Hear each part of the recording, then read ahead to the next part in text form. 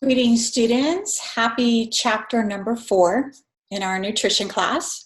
So for the next 3 chapters, what we're going to do is jump into the specifics of each of our 3 macronutrients. So today we're going to talk about carbohydrates, then we'll talk about protein, then we'll talk about lipids. So now you're going to get further information about each of these 3 kind of primary sources that we get our calories from. All right, so carbs. Carbohydrates are a really huge part of all of our diets. We get about 50% of our calories from carbohydrates. And remember, we said the numbers you have to remember are for every 1 gram of carbohydrate that you consume or eat, it equals 4 kcals, right? So 1 gram of carbohydrate equals 4 kcals, right? So remember that. But again, this is our most readily accessible form of nutrients, the carbohydrate. Our carbohydrate is also our fastest. In other words, it churns over energy very quickly for us, and it leaves our system very quickly, right? So it is that quick source of energy that we all need. There's a difference between our whole grains and our refined grains. So think of your whole grains as having the raw source of food. So for instance, it's showing you here an ear of corn. So an ear of corn would be unrefined. It's whole, right? In its natural state. However, when we change that natural state by processing or what we call refining something or removing something, we can find cornflakes, because what we've done is we've kind of stripped away the stuff that we want from the corn, which is the vitamins and minerals and nutrients that are in there. Same thing with, in this case, sugar. We're looking at pure cane sugar, sugar cane stalks, right? Compared to how we then process sugar to get our table sugar that we use. So our goal would be to eat more whole grains than we would eat refined grains. High fructose corn syrup is something that it's been in the news for some years now, but something that we see in a lot of our ingredient labels on our food. And our concern is that this is really leading to this increase in the number of individuals we have diagnosed with obesity. And so if you look at the chart here, you can see from 1970 to 2005 or so, we see the green line, which is our high fructose corn syrup line. And we see the amount of products that have this increase. Right? And so we see this upward trend. And along with that upward trend, we see the red line, which is the number of patients that have obesity. We see that line also have that upward trend. And so that's our concern. Our concern is that so many of our products that we have in our grocery stores and our markets contain this high fructose corn syrup because it's sugar. It tastes good. It makes our items taste good to us, but it's not healthy for you, right? And this is a real area we need to be aware of. So adding sugar compared to that naturally occurring sugar. So if you look at these 2 items, thinking of fruit and thinking of, in this case, licorice or candy, they both contain sugar. As I said, all of our fruits really contain sugar. That's why strawberries are so yummy, because they taste good to us, right? They have sugar, but the sugar is in a natural state. However, if we look at licorice, licorice has had sugar added to it. It's been processed and created, and we add sugar to it. And so looking at our slide here, we can see, comparing the 2, our kiwi and our licorice would have similar amounts of calories in them and similar grams of carbohydrates in them, right? However, that's pretty much where the similarities end, because after that, we can see that what the kiwi has that the licorice doesn't have is vitamins and minerals. Right? And what the licorice has that the kiwi doesn't have might be some excess sugar, right? Licorice actually doesn't have any fat. So if you're thinking of like, which candy do I want to eat? It might not be a bad choice in the sense that there's no fat in licorice, but there is added sugars in licorice. So that's the difference between a lot of our food nowadays that has added sugars. And as you start to do your food label activities where you're looking at food labels and you're reading and you're trying to understand what's in here, you'll see a section that says added sugars. All right. So again, one of the biggest, I guess I should say, items in our grocery stores that has the largest amount of added sugars is going to be our soda, right? So soda in and of itself is just nothing healthy for you. right? Also, not in addition to all the sugar that soda has, it is processed and created to give you that kind of buzz. In other words, when you pop a can of soda, what do you hear? You hear the fizzle, zzz, right? It's that acid process that we've done to put that carbonation into the drink, and that in itself is not a good process. But look at these numbers here. If you were to drink a can of soda, which is 12 ounces, you're looking at about 10 teaspoons of sugar in one can of soda. So think of a teaspoon.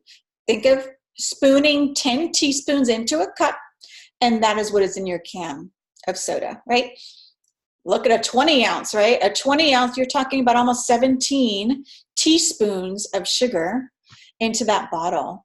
And again, you get calories, you get lots and lots of sugar, and there's really no nutrients in there. So in general, I know that our society has gone towards the soda movement. A lot of our children, unfortunately, are also in that soda movement, but it is really bad for you, especially if you consume multiple cans or bottles of soda per day. All right, so there's a couple different types of carbohydrates, right? There's simple and complex. When we think of our simple carbohydrates, think of what we call the monosaccharides and the disaccharides. So they're not that confusing. Mono means one. So your monosaccharides are really made up of one single unit of sugar. Your disaccharides, the prefix di means two. And so these items are made up of two different sugar units, right? And they're a little, maybe more simple for our body to process. A lot of our fruits would be from our simple carbohydrates, right? Complex carbohydrates are just that. They're a little more complex. They are what we call polysaccharides. And again, prefix poly means many. So there's many different components to it, or sugar units, and it's longer. So if you look at the chemical makeup of that different carb, it's longer. Therefore, it takes our body a little bit more time to break that down. So it takes longer for our body to digest, right? Here's the thing. It's actually kind of better for us in some ways. Number one is it doesn't raise our sugar levels that quickly as these simple carbohydrates do. Right? The simple carbohydrates kind of like getting direct sugar. The complex, it's a little more hidden, if you will. Look at our best sources. So our best sources of food for complex carbohydrates are going to be our cereals and our grains, our beans, whole grains, and our vegetables, right? So these things, when you look at these things, you don't really think, ooh, those are all sweet and sugary. They're not. And that's why they're complex carbohydrates, right? But they are going to be better for our body, because actually the longer it takes us to digest food, the better it is for our cells, because they get more of those nutrients in the food. Right? Monosaccharides, again, as I just mentioned, it means one. It's the simplest form of sugar here. I'm going to let you spend time looking at that breakdown. Photosynthesis is this process in which the sun actually comes into play in converting food. So think of a stalk of wheat. And so think of that stalk of wheat as a plant, right? And what happens is that sun, is creating that different glucose and protein that we need in that plant. And when we consume that wheat, when we eat it, our body will convert that sugar into something that we call kind of glycogen, or something that's very, very good for us, that we need for all of our cells. Right? Disaccharides, again, as we mentioned, it means two, so two different simple sugar units. So let's look at glycogen. This is a really important word, the word glycogen, starch and fiber. Right? So our body, as I said, we eat 50%, or on average, we should eat around 50% of our calories should come from carbohydrates. They're a quick, fast energy source, right? And so what happens is we eat that carbohydrates, right? And we then convert it into this glucose that we need, because our cells need that energy. And then glycogen is what we're going to have left over if we don't use that energy right away. And so our body kind of stores that glycogen, and we'll use it for a later time. Right? This is what happens. So if carbohydrates provide this really fast source of energy, think about it. If we eat a lot of carbohydrates at one time, the right kind of carbohydrates, we might get what we call this kind of excess burst of energy. So if you had someone, an athlete who was going to run a marathon, or who was going to do something that required, if you're going to go to your Zumba class and you're going to burn off 300 calories, right? But you want the energy to last 60 minutes of intense, rigorous workout, you might do what we call carb loading. So carb loading is when athletes or individuals will eat a lot of carbohydrates at one time or right prior to their kind of workout. And the reason they're doing that is because they know that those carbohydrates are going to give them the energy that their body needs to sustain whatever physical endearment they're going to go through, right? So that's what we'll see. A lot of our athletes are doing that. One of the things I would caution you about is our body in general wants to do one of two things at a time. It doesn't want to do both.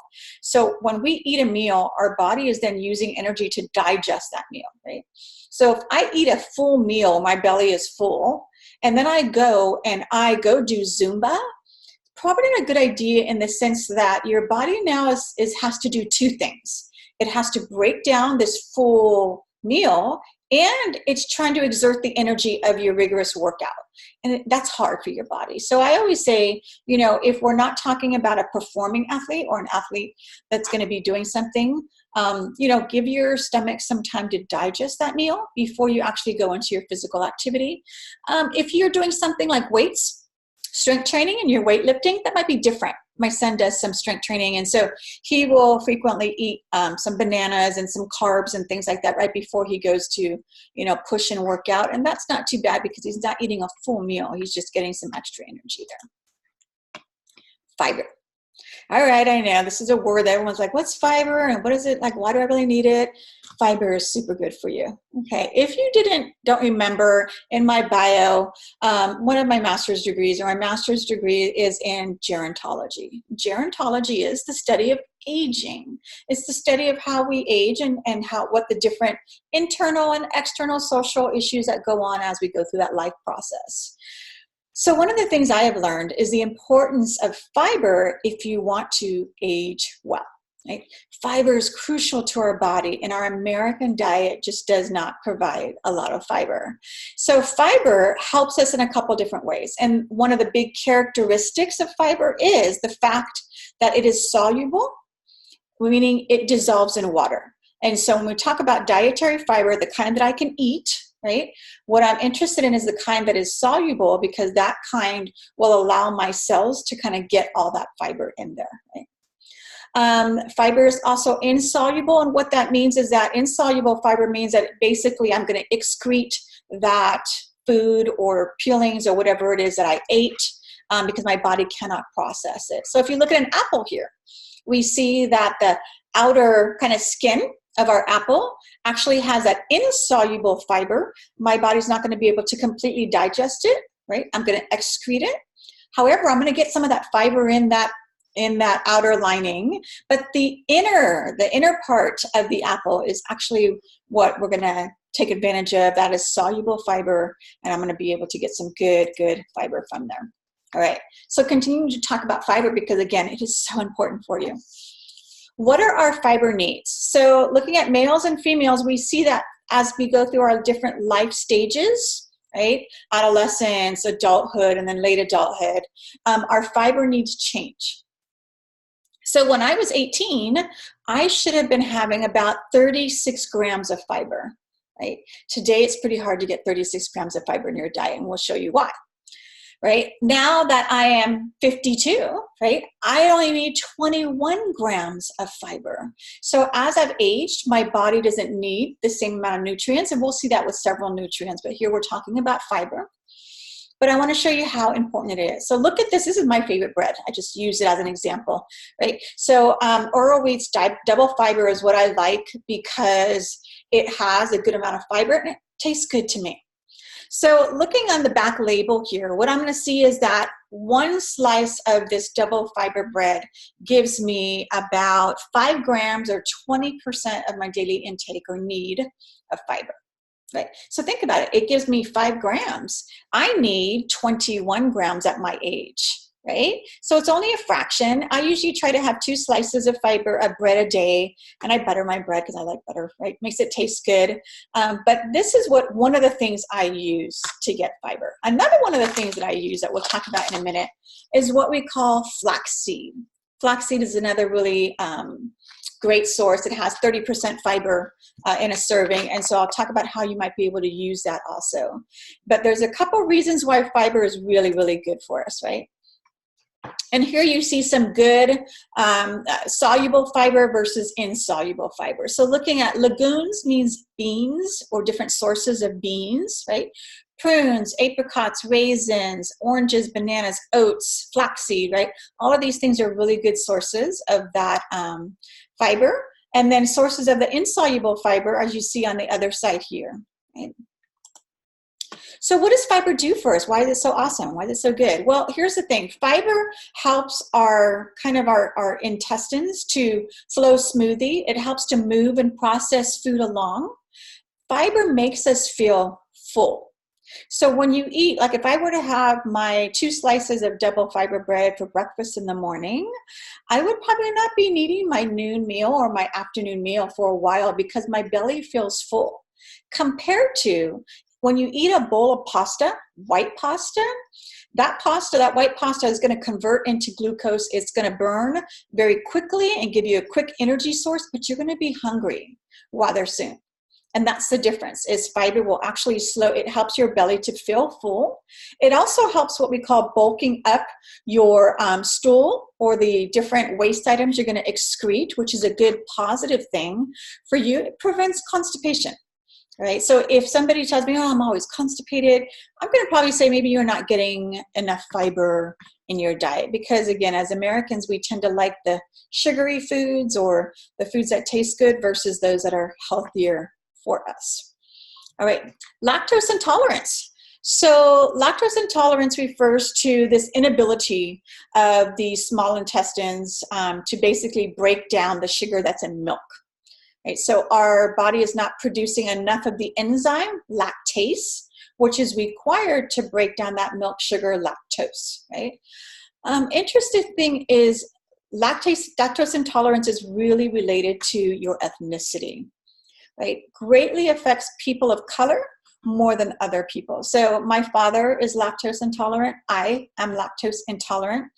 It affects about 65% of adults, meaning that a lot of us, have a great propensity or chance of becoming lactose intolerant. You usually don't notice it till you're in your later years, or I shouldn't say later years, but, more midlife years.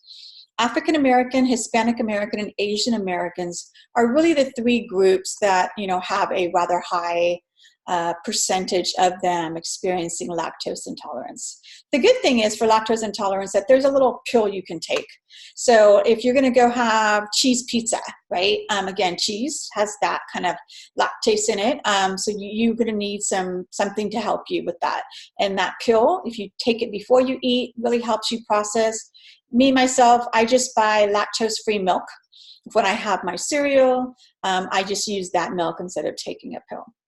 Here we're looking at a slide talking about 2 different groups of people. The green lines is going to be Ugandan villagers, or villagers who have a very natural high fiber diet compared to British citizens who have a low fiber diet.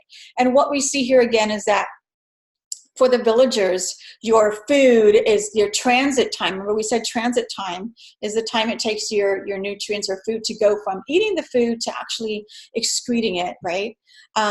Is going to be shorter, right? It's going to be a lot longer for the British subjects. And we see here, though, the weight of the stool, which is a positive thing that fiber does, is actually greater for those with the high fiber diet, right?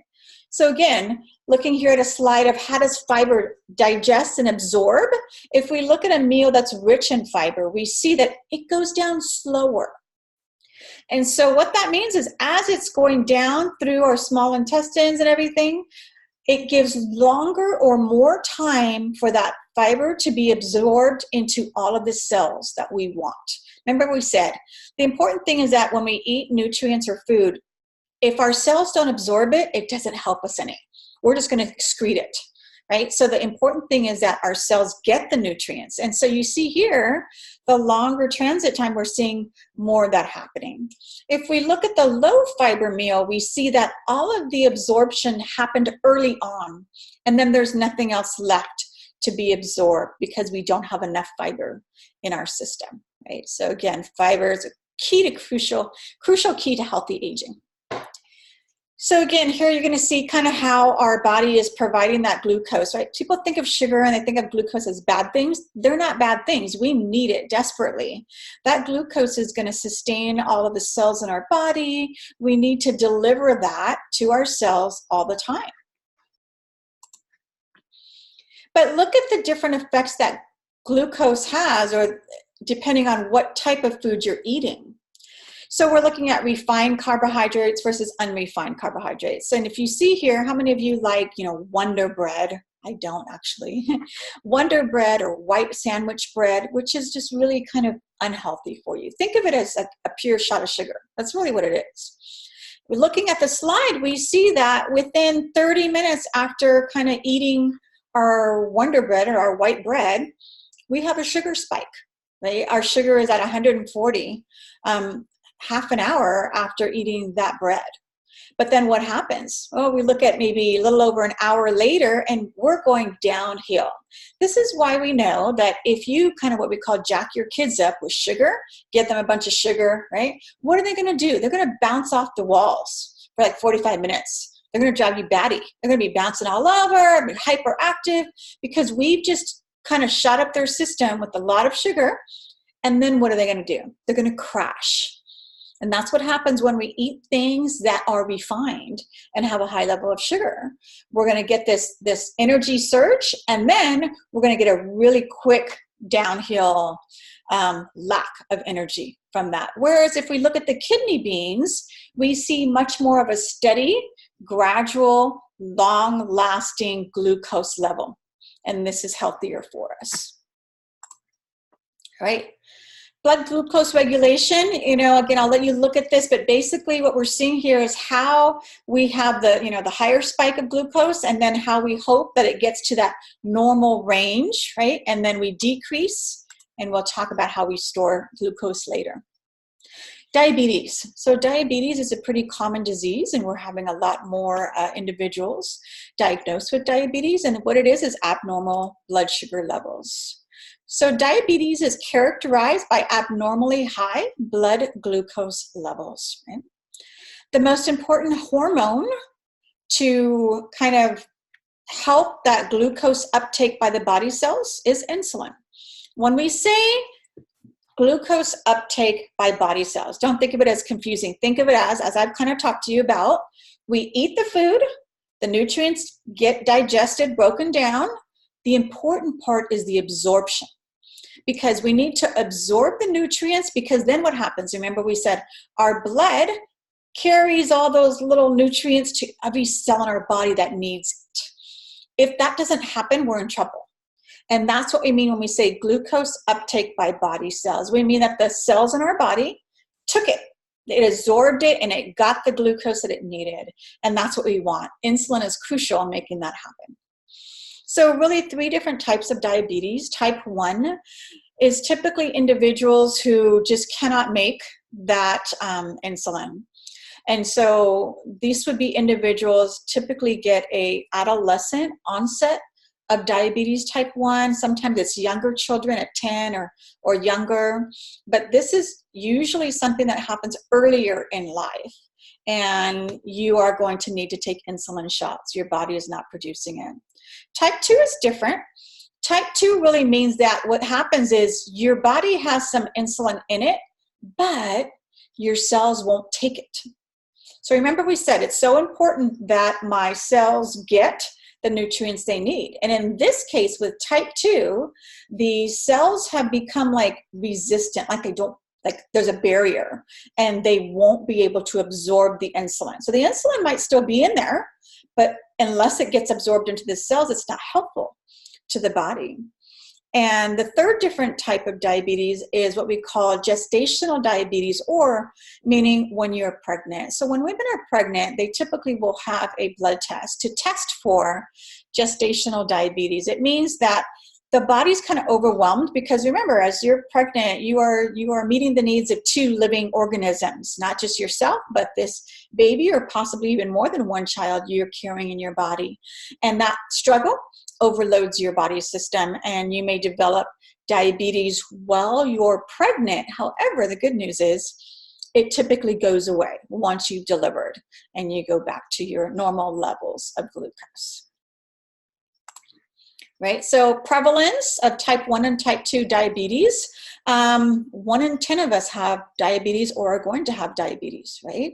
So that's a big number when you can think of how many adults there are. Right? Of that percentage that have diabetes, the majority, over 90%, have type 2. So again, as I said, type 1 typically affects people in the younger stages of life. And type 2 typically affects you in the later stages. So my mom is type 2, and she was probably about late 60s when they diagnosed her with type 2 diabetes, right? And as we can see from this slide here, this is also a disease and condition that affects people of color. So looking at this slide here, you're looking at, sorry guys, sorry. Again, my lamp fell because my cat is jumping all over under my feet here. Sorry about that. And those are kind of the weird things you're going to see in my videos, because, you know, I'm just real and that's life. But, oh, I'm sorry. Now I've lost my slide here. Get to the right slide. So what we're seeing here, if we look at the African American, Hispanic, Asian, Pacific Islander, and Native American, and we look at the orange, we see that type 2 diabetes, you know, again, these are big numbers compared to the white non-Hispanic group, right? The white non-Hispanic group does not have as many of their adults developing that type 2 diabetes. All right, so symptoms and complications. I'm going to let you kind of look through a lot of this yourself, but diabetes is very concerning, because this is where a lot of patients end up on dialysis. This is where a lot of patients get their limbs, meaning their feet or other parts of their body, amputated. We get a lot of more infections, kidney problems, eye problems, heart disease. All of these could be related to diabetes, and so you have to manage your diabetic condition if you are diagnosed with it. And again, I'll let you look over more specifics of that. How do we manage diabetes? Well, again, number one is going to be diet, because we know that, you know, if I just choose to sit down and have my, you know, my popcorn and my milk duds and my licorice and every other candy under the sun, and I eat a lot of, you know, refined carbs, my white pastas, and I don't eat a lot of vegetables or fruits or other things, I'm in trouble. That's going to affect my blood sugar level. And so diet is a big one. Another one is going to be medication. Most people diagnosed with diabetes are going to be taking some form of medication. Some people are able to manage it with just diet and exercise, but it's a minimal or very small number of people who can have the self-discipline to do that. My mom takes a medication for her type 2 diabetes, and she checks her blood glucose levels all the time. So this unfortunately means a lifetime of pricking your fingers or doing something that you can be checking. Am I too high? Am I too low? What do I need to do to manage that glucose level in my body? An area that I think a lot of diabetics miss out on or are not practicing is exercise. It is just so beneficial, and I struggle with this for my mom. Even though she is a very slender woman, she doesn't seem to feel that she has a need to exercise. I know it would be so much healthier for her diabetes to be able to do that. All right, preventing diabetes, I'll let you read over this, but for those people like myself who have a family member who has already been diagnosed with either type 1 or type 2 diabetes, you're much more at risk of getting diabetes later in life. So every year when I have my checkup, I do a blood test to check to see if I'm pre-diabetic, meaning that I'm going to get diabetes pretty much. And so far we've been good with that, but these are some things you need to be aware of if you have a relative that has diabetes, right? Carbohydrates, meaning, remember, when you think of carbs, think of sugar. Your carbs are going to break down into some form of sugar in your body.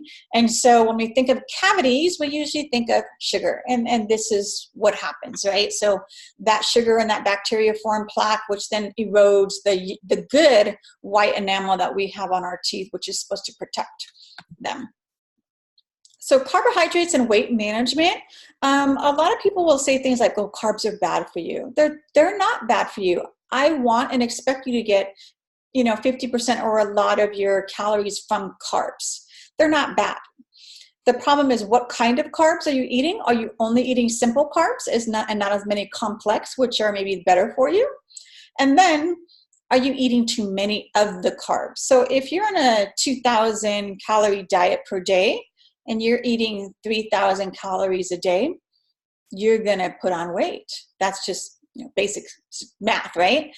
And so that's our concern. Our concern is overeating carbs. I know it's hard because when you sit down for your favorite pasta or your favorite food, even when your stomach is full, the smell, the sight, everything about this food makes you want to continue eating.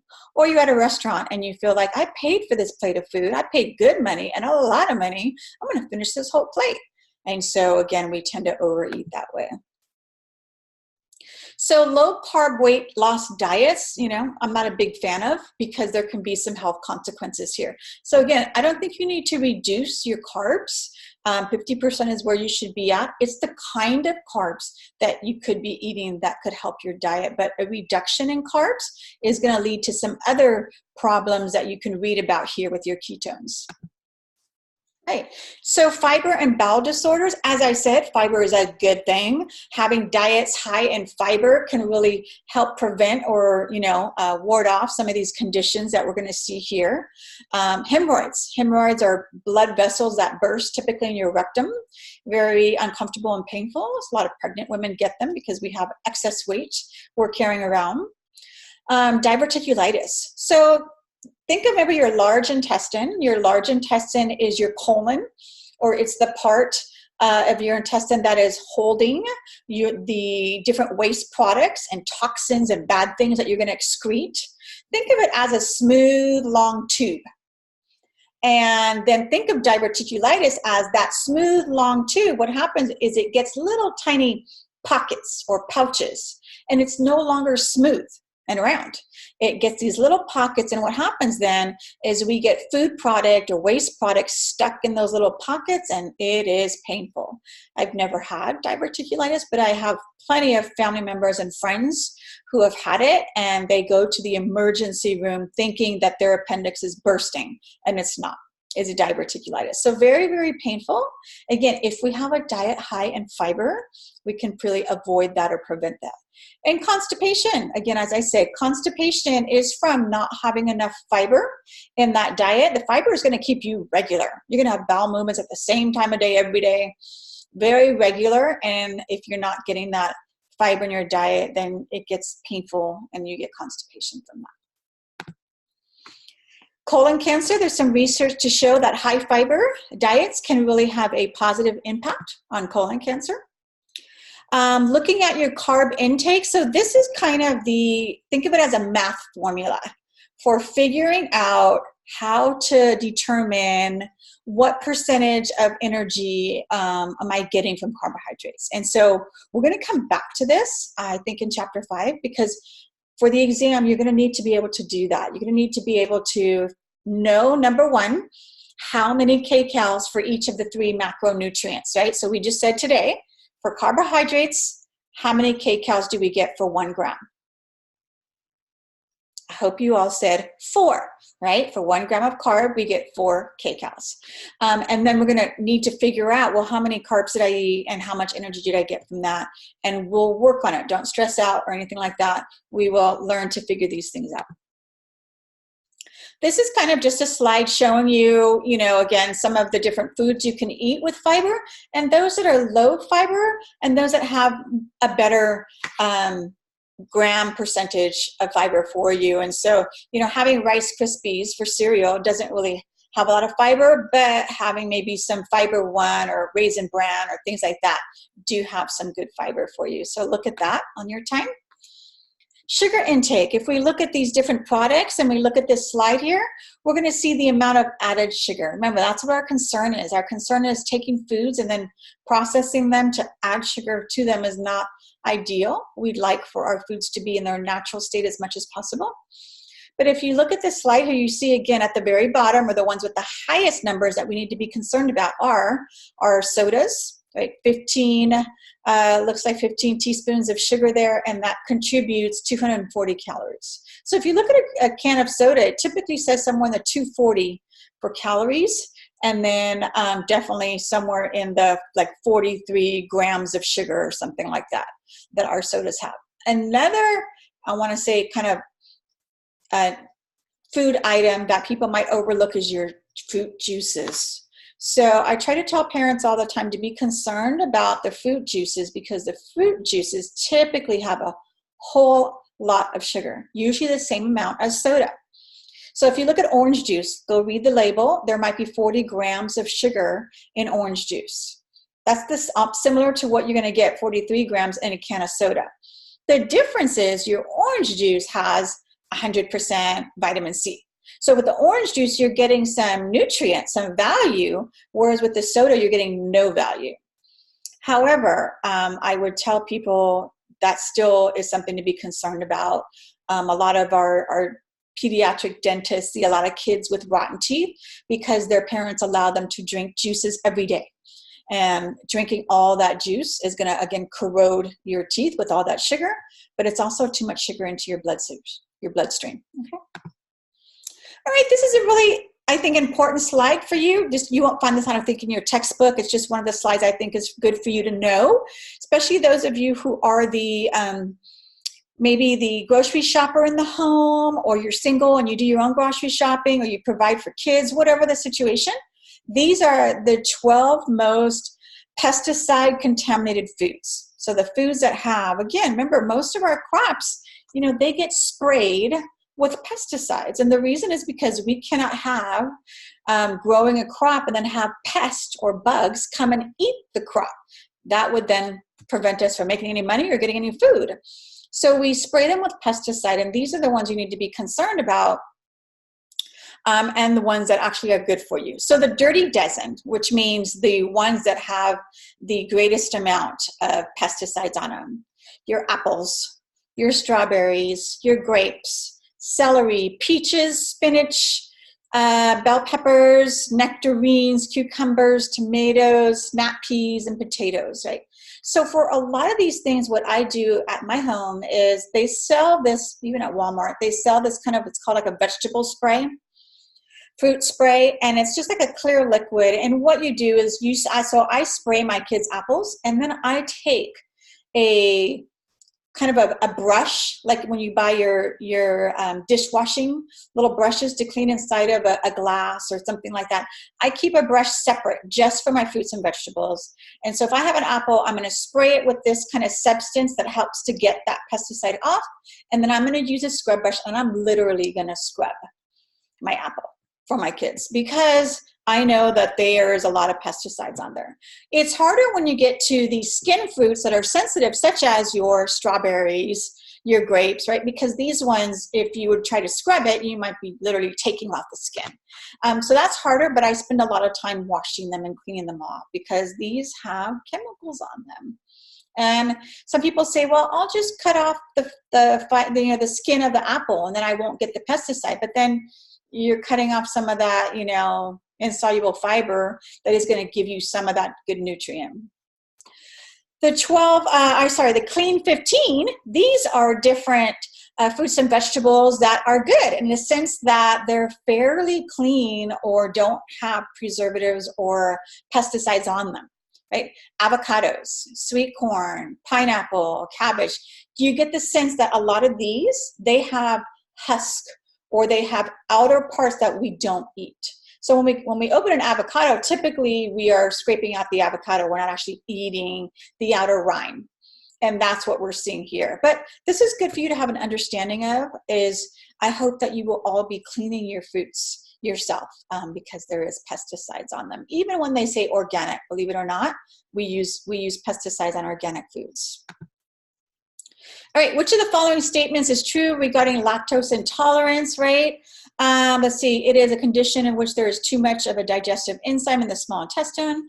Symptoms include elevated blood glucose, stomach upset, and diarrhea. Incidence of lactose intolerance depends on racial and ethnic backgrounds. People with lactose intolerance cannot consume any milk products. All right, so the answer is, what do you think? The answer is C. As I said, your ethnic background plays a very important role in whether or not you will get lactose intolerance, right? So people of color, such as myself, are much more prone to becoming lactose intolerant. What is I'm sorry, what? I can't see here. Something about insulin. So what is something for insulin? It elevates blood glucose. It allows glucose to be taken into the cells of the body. It stimulates the breakdown of protein and fat in the body. It promotes the synthesis of new glucose. So that uptake of insulin, it allows glucose to be taken into the cells of the body. We want this. We need this, right? And this is where we get into an issue or concern with people who are diabetic and they're not able to have this happen. Type 2 diabetes, risk is increased when the diet is high in refined carbohydrates. Risk is increased in athletes. Can occur when insulin is over-secreted, accounts for only 5 to 10% of diagnosed cases of diabetes. All right, so what is the answer? The answer is A, right? So we said here that refined carbs are not as good for us as complex carbs. And so when we are eating or have a diet high in lots and lots of pasta, you're getting 80% of your calories from pastas or from that kind of refined white bread, those types of things. You're not eating a lot of vegetables. That is going to lead to this possibility of an increase in the risk of type 2 diabetes. So that's the concern there. All right, some of our tips. Fiber. I've just tried to tell you how important fiber is, right? As I mentioned, one of the things that I like to use is what we call flaxseed. Doesn't taste great, but here's what I do. You can grind it up. So I grind it up into like a powder. And then you need 3 teaspoons or tablespoons for a serving of 30% of fiber. And so what I do is when I have cereal, I just basically sprinkle the powder, sprinkle the tablespoons over my cereal, and I don't really taste it at all. If you have oatmeal, you can put it in your oatmeal. If you eat anything, you can just add it to your food, and you're getting some good fiber there. But in general, oats are really good. So my youngest daughter loves to have oatmeal for breakfast or any time of the day, actually. And so, if you get the still cut oats or the other kinds that are healthier, that's great. But even if you get Quaker, the instant packs of oatmeal, it's still, if you look at the package, still has some good fiber there for you. All right, beans. Beans are just really good for you. They're like, they're ones that fight against the diabetes type of a thing, right? And so beans are really good. I think this is one of the reasons why places like Chipotle are so popular, is because they have some variety of beans and other healthy choices on their menu. Me coming from a Mexican American household, I grew up eating beans as a staple, and we pretty much cook beans every week, right? So we like pinto beans, but as you see here, there's lots of different types of beans in general, but they're all good for you. Have some good fiber. Types of carbs that are really good is your berries, and most of us like these. Your raspberries, strawberries, blackberries, they're good carbs for you, right? So raspberries in particular have a really good amount of fiber per serving there for you. So look into that. All right, guys, so that was chapter 4. We'll move on next time talking about one of our other macronutrients, and I will see you soon.